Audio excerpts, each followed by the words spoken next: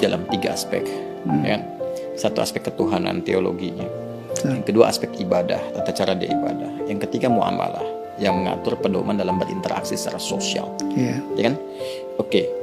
Boleh jadi di aspek yang ketiga semua menunjuk kepada yang benar, mengajarkan interaksi yang benar dengan sesama.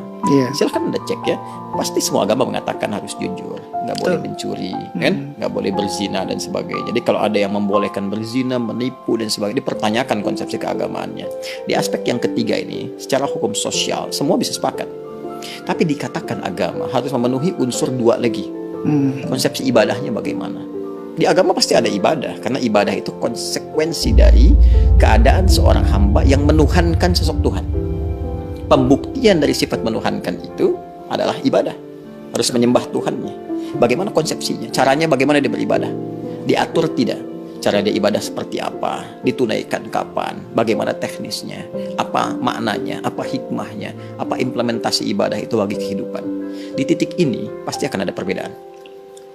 Saya sebagai Muslim, ya, dengan saudara-saudari kita sebangsa setanah air dan non-Muslim, konsepsi ibadahnya pasti beda. Ya, saya di Islam. Kenapa saya meyakini Islam misalnya? Karena konsepsi ibadah saya, ya, yang saya jalani dalam Islam itu menurut saya yang paling sesuai, paling lengkap, paling akurat, paling rasional. Ya, dari sisi sholatnya misalnya, ibadah pokok itu kan sholat. Waktunya jelas diatur. Kapan saya mesti sholat? Panggilannya jelas. Kemudian bagaimana penampilan saya saat akan menunaikan sholat jelas. Apa yang harus saya lakukan sebelum sholat jelas. Sebelum sholat kamu wudhu dulu. Ada langsung firmannya dari Allah, bukan rekayasa manusia, bukan buatan Nabi Muhammad SAW, kan? Langsung dari Tuhan. Nih, Quran surah ke-5 ayat yang ke-6. Ini cara wudhunya begini, diatur, diterangkan oleh Rasul. Begini prakteknya. Kemudian sebelum sholat kenakan pakaian yang terbaik. Bahkan sejak ada panggilan dari masjid kita dengar. Quran surah ke-7 ayat 31. Ya bani Adam khudzu zinatakum 'inda kulli masjid. Kemudian setelah itu diatur bagaimana cara memulai ibadahnya. Dari mulai takbir pembuka sampai dengan salam. Dijelaskan selain cara, maknanya apa. Kenapa tangannya begini. Kenapa bacaannya ini. Artinya apa. Hikmahnya apa. Lalu kaitan dengan implementasi kehidupannya bagaimana. Apa dampak sholat kepada kehidupan. Turun banyak ayat. Inna salata tanha 'anil fahsya'i wal munkar. Quran surah ke-29 ayat ke-45. Nanti salat ada kaitan dengan ketenangan hati, salat kunci kebahagiaan, kesuksesan, dan dibuktikan oleh jejak sejarah. Orang-orang dulu ketika dia salatnya benar, terjadi itu semua. Nah, ini yang menjadikan kita yakin sebagai muslim memeluk Islam. Bagi penganut agama lain punya konsepsi sendiri. Kita nggak bisa paksakan semua sama di titik ini dalam konsep keberagamaan. Apalagi kalau sudah masuk ke konsep teologis ketuhanan, ya kan?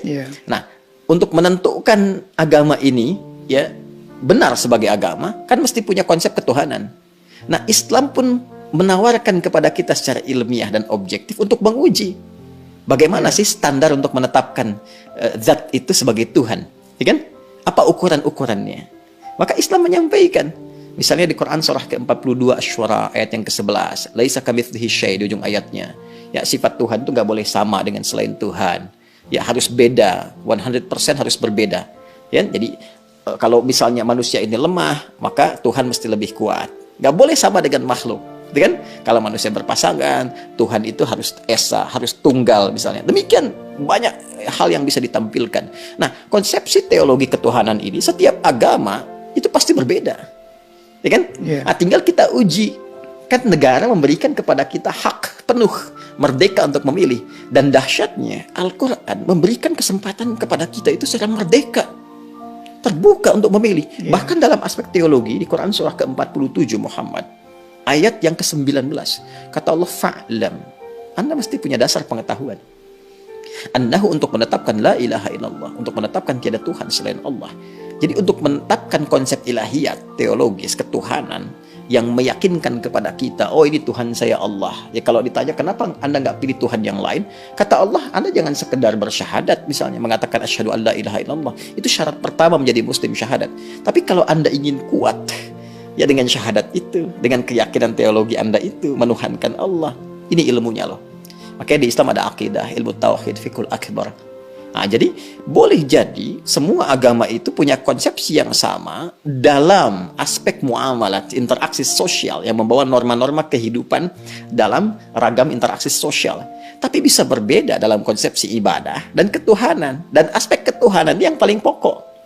Ya kan? Jadi kalau semua sama, berarti kan mesti ada yang spesial yang beda kan? Iya, betul. Nah, itu yang menjadikan Anda, saya, kita melihat yang spesial ini bagi saya.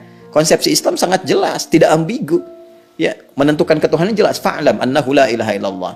Innani anallahu la ilaha illa ana fa'budni. Ya, saya Allah, kata Allah, nggak ada Tuhan yang dipertuhankan selain saya. Ya, maka sembah saya.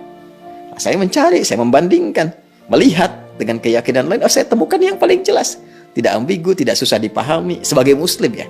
Ya, dan saat yang bersamaan ketika kita meyakini Allah pun sebagai Tuhan, memeluk Islam, beribadah dalam Islam, saat yang bersamaan tetap diminta oleh Al-Quran, la ikraha fiddin, gak boleh paksa orang. Indah gak? Iya, indah sekali. Lakum dinukum waliyadin. Hormati keyakinan orang lain. Kamu meyakini Islam sebagai agama yang benar, ya, tapi hormati orang lain juga. Ya, jelaskan keislaman Anda itu lewat penampilan Anda, karakter Anda, perilaku Anda, sifat dan sikap Anda. Kalau ditanya, jelaskan, jawab, dan sebagainya. Indah nggak? Indah, Pak. Ya, jadi di situ titik perbedaannya. Jadi nggak bisa kita katakan semua agama sama, karena konsepsi dasarnya itu berbeda.